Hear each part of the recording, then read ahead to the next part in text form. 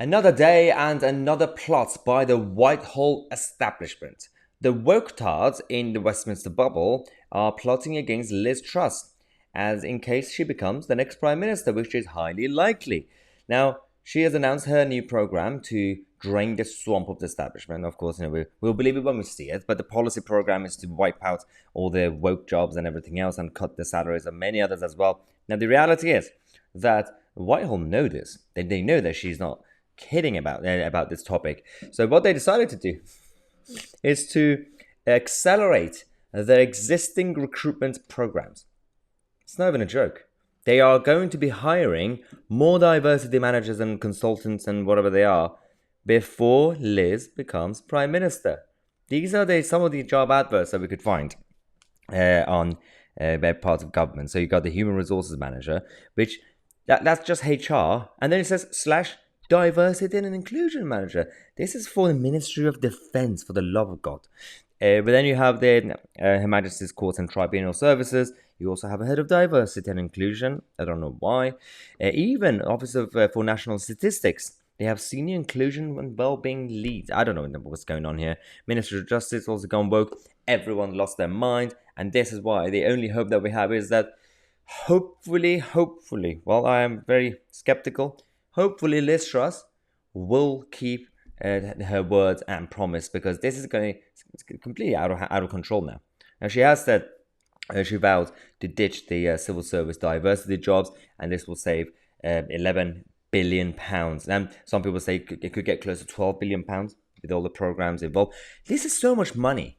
That's a lot of money. It's not even a joke. That's like half of the net figures that we're giving to the EU. It's not even funny. That's what we're saying, that leave the European Union so we don't waste money.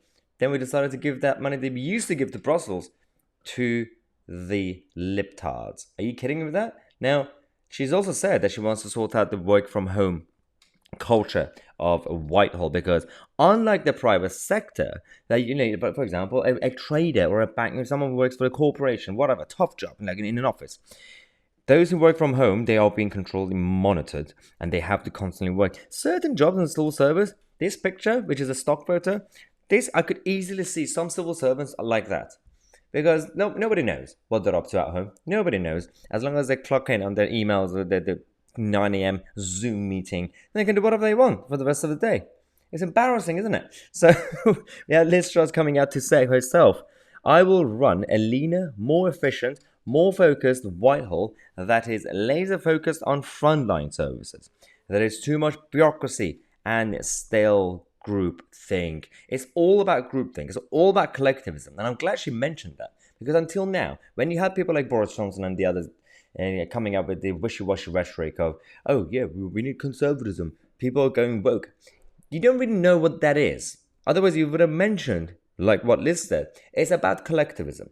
It is about groupthink. It is about completely brainwashing people to turn them into sheeple. And they have done that to an extent in certain areas in our culture. But we have to fight back, with or without Liz Truss. We will continue to fight back against this culture and against completely losing our identity.